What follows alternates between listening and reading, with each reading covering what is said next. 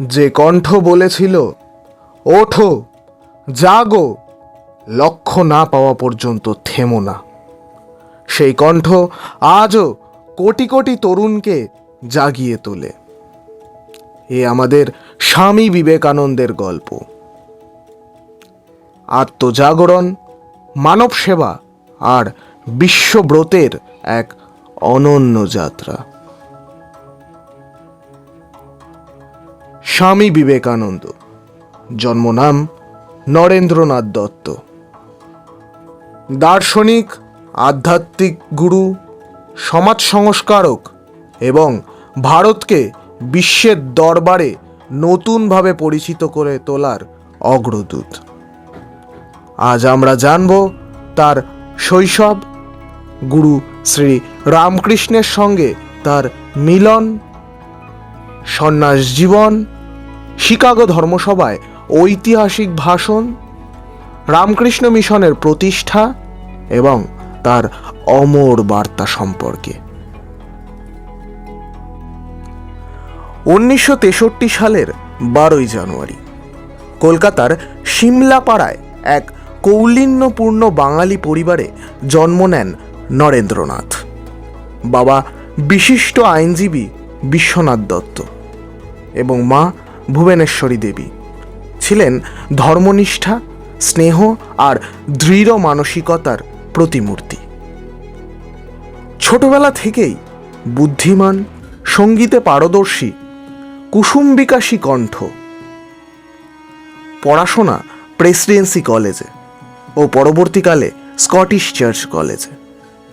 পাশ্চাত্য দর্শন, যুক্তিবিদ্যা, ইতিহাস সবেতেই দাপুটে ছাত্র। কিশোর নরেনের অনন্ত প্রশ্ন, তুমি কি ঈশ্বরকে দেখেছ? শুধু তত্ত্ব নয়, তিনি চাইতেন প্রত্যক্ষ অভিজ্ঞতা। ব্রাহ্ম সমাজে যাতায়াত করলেও তার মনে ছিল সন্দেহ ও অনুসন্ধান। কে দেবে জীবন্ত উত্তর? 1881-82 নাগাদ দক্ষিণেশ্বরে শ্রী রামকৃষ্ণের সহিত সাক্ষাৎ। নরেনের প্রশ্ন, আপনি কি ঈশ্বরকে দেখেছেন? রামকৃষ্ণের নির্ভীক জবাব, আমি তাকে দেখি, তোমার চেয়েও স্পষ্ট। এই এক উত্তরে নরেন পেলেন সত্যের প্রাণ। গুরুর সান্নিধ্যে তাকে ছুঁয়ে গেল ভক্তি ও বেদান্তের জীবন্ত অভিজ্ঞতা। 1886 সালে রামকৃষ্ণ পরলোক গমন করেন। শিষ্যরা গড়ে তোলেন সংঘ। নরেন নেন সন্ন্যাস। তার নাম পরিবর্তিত হয়ে হয় বিবেকানন্দ। এরপর শুরু হয় দীর্ঘ ভারত ভ্রমণ, সুদূর হিমালয় থেকে কন্যাকুমারী পর্যন্ত। পথে পথে তিনি দেখলেন দারিদ্র্য, অশিক্ষা, জাতিভেদ, অসহায় মানুষ, আর বুঝলেন ভারতের পুনর্জাগরণ সম্ভব ধর্মকে জীবনে নামিয়ে মানব সেবাকে ঈশ্বর সেবায় রূপান্তর করে। সমুদ্রের বুকে শিলায় বসে ধ্যান, ভারত মাতার যন্ত্রণা তাকে গড়ে তুলল কর্মযোগী রূপে।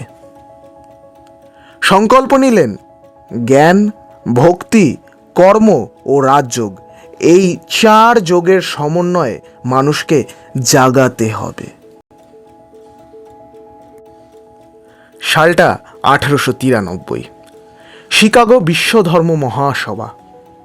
শুরুতেই তার সম্বোধন, sister and brothers of America. 7,000 মানুষের করতালি কয়েক মিনিট ধরে থামেনি। তিনি বললেন ভারতের সহিষ্ণুতা, বেদান্তের সার্বজনীনতা, ধর্মীয় ঐক্য ও মানবতার কথা। পাশ্চাত্যে ভারতকে নতুনভাবে আবিষ্কার করালেন তিনি। মতান্তরের প্রতি শ্রদ্ধা, মনুষ্যত্বের ধর্ম, সকলের মঙ্গল। পরবর্তী কয়েক বছর আমেরিকা ও ইউরোপে তিনি বেদান্ত ও যোগের পাঠ দিলেন। লক্ষ্য আত্মশক্তিকে জাগানো, মানুষকে দুর্বলতা থেকে মুক্ত করা, এটাই ছিল তার প্রধান কাজ। তার কণ্ঠে ছিল একটাই ডাক, তুমি অসীম, নিজের আত্মাকে জানো, তুমি জাগো। সালটা ছিল 1897। ভারতে ফিরে তিনি প্রতিষ্ঠা করেন রামকৃষ্ণ মঠ ও রামকৃষ্ণ মিশন।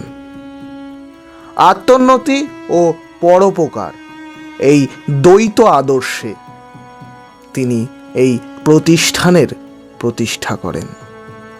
দুর্ভিক্ষ, মহামারী, বন্যা, যেখানেই মানব দুঃখ, সন্ন্যাসীরা পৌঁছলেন সেবাব্রতে। শিক্ষা, স্বাস্থ্য, চরিতার্থ উন্নয়ন, আজও যার ধারাবাহিক সেবা চলমান। বিবেকানন্দ বলতেন, ধর্ম মানে ভয় নয়, সাহস ও মানব প্রেম। জীবে দয়া, জীবেই শিবজ্ঞান, মানুষের মধ্যেই ঈশ্বর। তিনি তরুণদের বললেন, পেশির চেয়ে মন বড়, কিন্তু মনকেই শক্ত করতে হবে। শিক্ষা হবে চরিত্র গঠন, মানসিক বল, নৈতিকতা ও আত্মনির্ভরতার ভিত্তিতে। নারী শক্তির মর্যাদা, জাতিভেদের অবসান, বিজ্ঞান মনস্কতা, সবই তারই ভাবনার অংশ। রাজযোগ, কর্মযোগ, জ্ঞানযোগ, ভক্তিযোগ, এই 4 যোগের সহজ ব্যাখ্যা তিনি অসংখ্য বক্তৃতা ও পত্রাবলীতে লিখে গিয়েছেন বা বলেও গিয়েছেন, যার প্রতিটা লাইন আজও শক্তি দেয়, সন্দেহ কাটায় এবং আত্মবিশ্বাস জাগায়।